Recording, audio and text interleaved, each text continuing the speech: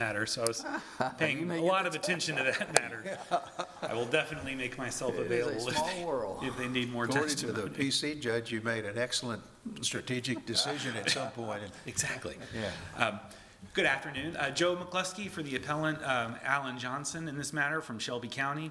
I would request 3 minutes for rebuttal, if I may. 3 minutes, certainly. Go ahead. Thank you, Your Honor.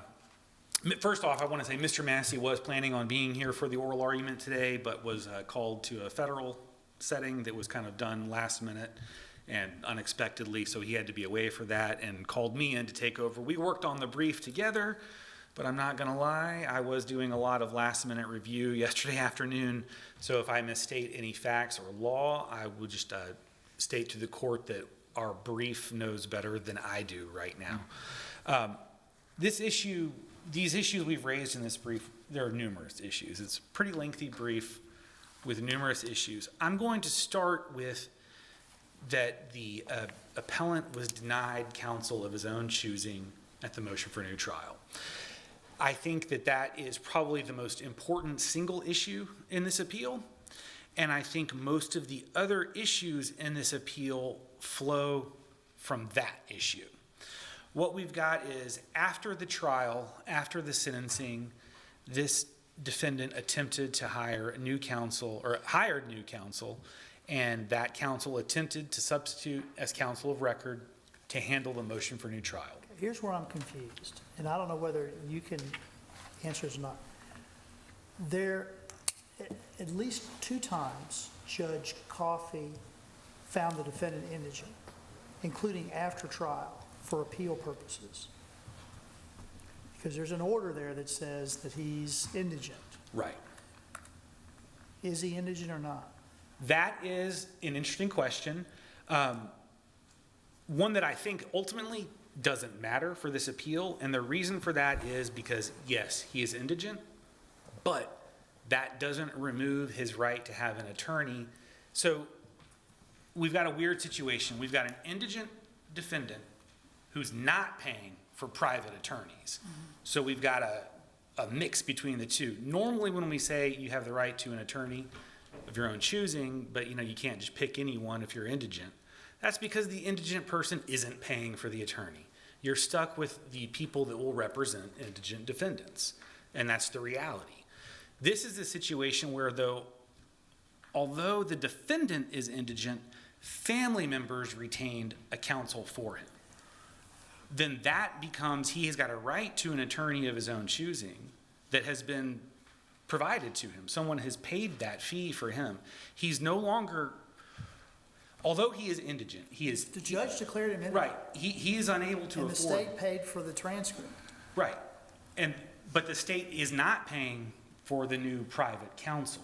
And I think that's where we really get into a big difference. That makes it, although he is indigent, the analysis, because this is privately retained counsel, that switches the analysis back into the private counsel analysis. This is not a burden on the state. This is not a situation where he's trying to force an attorney into accepting state rates or anything like that. This is a situation where counsel was privately retained, privately contracted, all of that was worked out.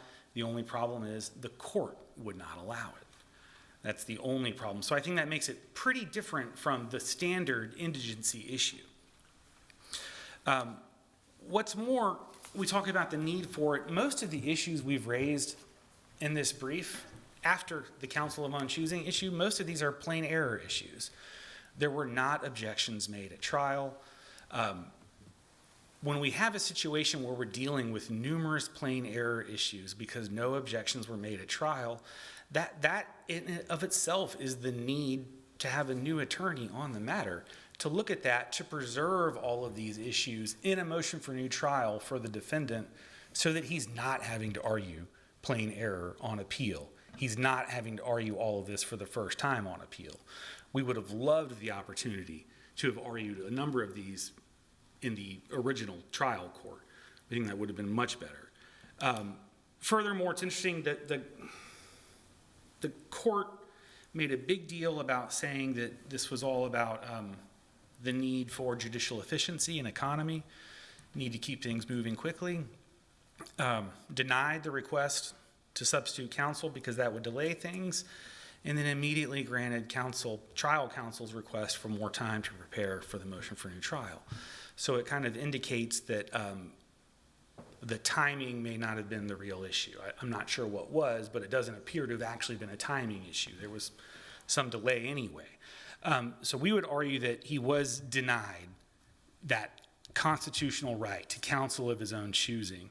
The fact that he was indigent at the time is irrelevant because private counsel was independently retained by members of his family, so his indigency is not a factor. He is talking about the counsel of his own choosing, which the state would not be paying for. The next issue, and this is a fairly novel issue, the next issue I'd like to address is the jeopardy issue. And this is a very weird. It's very weird, and I was going to ask you, just to start this discussion, what was envisioned by this motion that was made during trial? What was the intention? Right, so what's weird is the intention, here's what's weird. The intention is he would be exactly where he was with having a new trial. The problem is, there's a reason we have to do things, and we have to do things a particular way, though, because it all matters. Jeopardy attached when that first jury was sworn in. The appropriate thing would have been to grant the mistrial and then grant a continuance.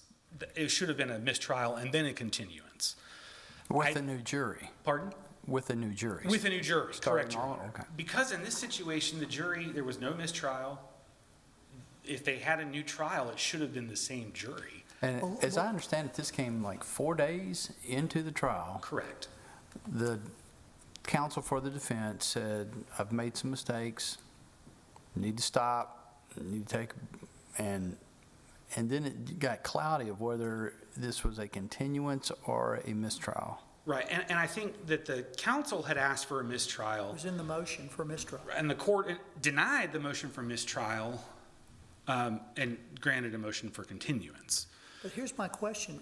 What's the difference? Because how, was the continuance request just for a day or two? It didn't sound like No, that. I think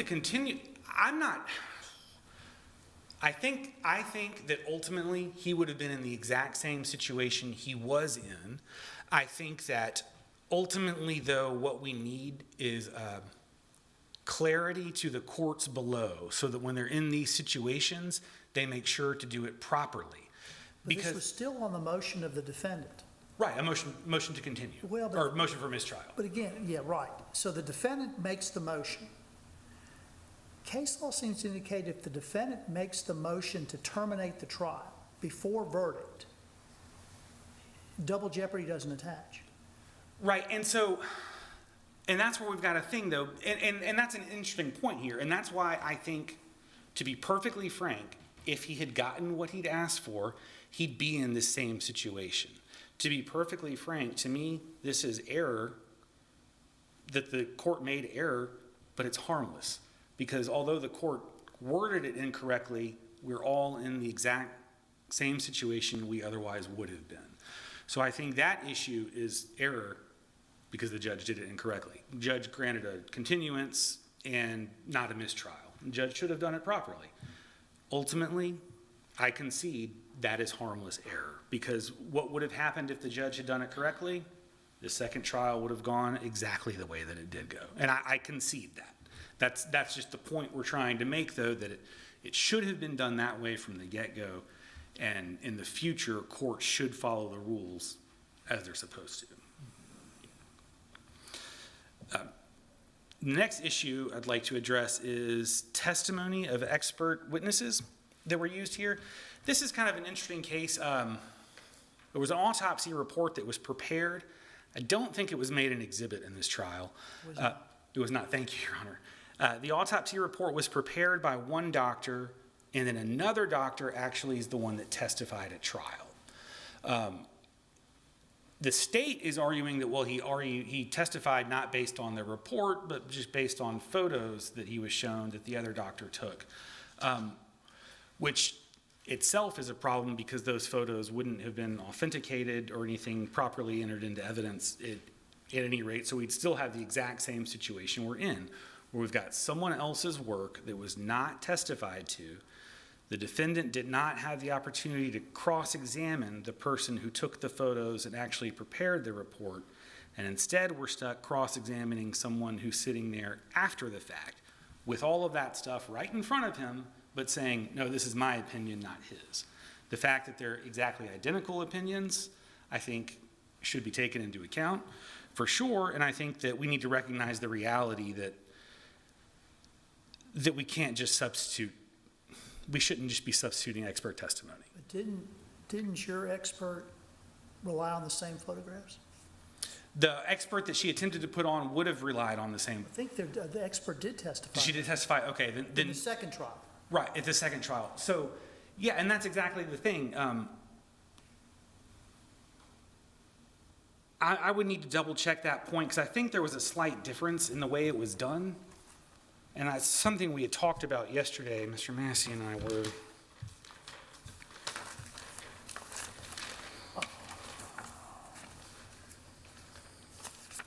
We drew up mini maps. It's okay. Was it Dr. Nelson? I think it was Dr. Nelson. Because Dr. Nelson testified in the second trial. Yes, and there were issues, right. There were issues about Dr. Nelson not providing a report beforehand and things of that matter, which obviously there wouldn't have been a report. Well, that's exactly what we get to, though. So we've got a rebuttal witness, but we've got a state's witness. It makes it difficult for cross-examination purposes when someone's sitting there with a report that they didn't write. But hasn't this court, as well as the United States Supreme Court, addressed this issue as it specifically relates to autopsies? That the person who prepared the autopsy does not necessarily have to testify to it, as long as the person who is testifying is qualified as an expert. Well, I think there have been some changes in the law. I think that we're still required to have the person subject to cross-examination. I think that the confrontation clause still would completely apply. So I think that there still should be that full opportunity to cross-examine that person. So we're arguing that the Supreme Court's rulings don't support that. We're saying the Supreme Court's rulings actually suggest you have to have that person testify. Now, I think the real question is how much testimony, how much credible, realistic testimony can a doctor give just based on looking at a couple of photos and not looking at the deeper reports and not testifying to what's in those deeper reports. The reports normally include measurements and things like that that aren't simply in photos, and you have to have that information in making it.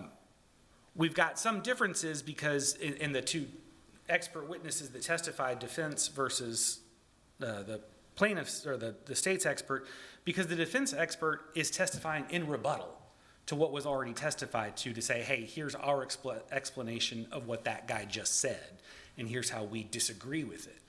But the fact that the first person is getting up there testifying based on someone else's report, that's what we've got the problem with, and then there's never any flow back. And we're reviewing this under plain error? Yes, Your Honor, plain Okay. error. So so I'm clear on this, the state's witness who testified regarding the autopsy had reviewed the autopsy Yes, Your Honor. prepared by a witness who did not testify. Correct, Your Honor. Okay. And I think those are the arguments that I had prepared for oral argument today.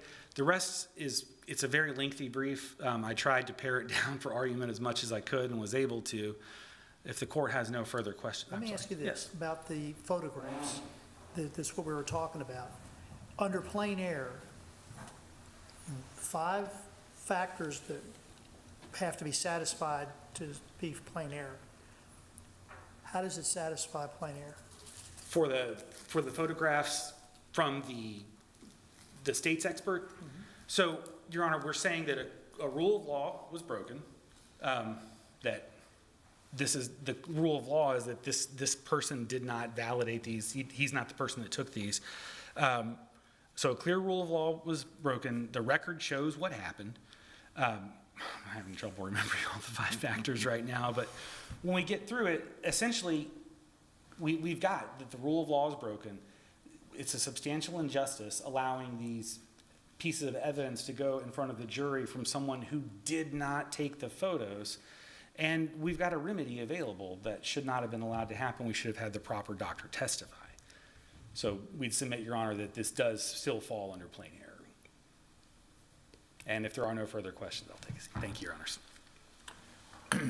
Thank you.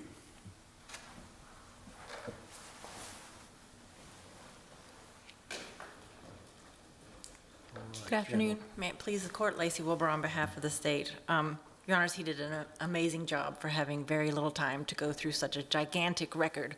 But I have had time to sit with this record, and let me just start with the order that he has gone in. The trial court properly exercised its discretion when it did not allow the indigent defendant to substitute counsel prior to the hearing on the motion for a new trial. So what we have is the record shows that at the sentencing hearing, I think Mr. Massey is just sitting in the back of the courtroom. And the judge says, I take it you're going to represent him on appeal. And he said, yes, and I would also like to represent him at the motion for new trial. And the judge said, no, I know you. You are so thorough, it will take you 2 years to sift through this trial, this transcript, the pre-hearing transcripts. And I need to control my docket. I have to get this done in 30 days, rule on this motion. And so, no. And I just want to point out, Your Honor, Judge Campbell, he is indigent. The defendant is indigent. The judge appointed him, stated he was indigent for purposes of appeal. He is indigent. And so the correct analysis is you don't get your choice of counsel. And we have nothing in the record to show there's no motion to substitute counsel. There's no motion or any filing whatsoever that says someone other than the state is paying for the representation. I take them at their word that that is what is happening. But Mr. Massey did not file any sort of motion to say, I will represent him and I would like to represent him at the motion for new trial hearing. It was this very informal thing that happened, and the judge properly said, I want to control my docket. He is indigent. He is represented by very good counsel who has represented him for 4 years. I'm not going to let you do that. We're moving on to the next issue. If this court has no questions on that particular issue, with respect to the double jeopardy issue, defense counsel did, after 3 days of the first trial, she requested a mistrial. There's a little bit of piece that occurs off the record, so we don't know exactly what happens, but they come back on the record, and the judge said, now, counsel, you asked for a mistrial, but I told you you're not asking for a mistrial, you're asking for a continuance. And when your honors look at the technical record, the defense counsel filed a motion for mistrial, and it is hand-marked out mistrial, and someone, I don't know who, wrote continuance. But the first sentence in that motion says, motion for a mistrial. So defense counsel did exactly what she needed to do. It was the trial court that just got the wording wrong. The judge gave her the relief that she asked for. The judge stopped the first trial, did not deny her motion for mistrial. He just said, you're calling it the wrong thing. But I'm going to give you the relief that you want, basically. And so they did. She asked for a new trial because she was exhausted.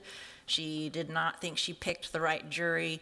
And Dr. Nelson, her expert, did not file a report prior to 10 days before the trial. So the state was objecting to the entirety of his testimony at trial. So I think on all fours, the trial court made the right decision. She made the right decision. We have a second trial.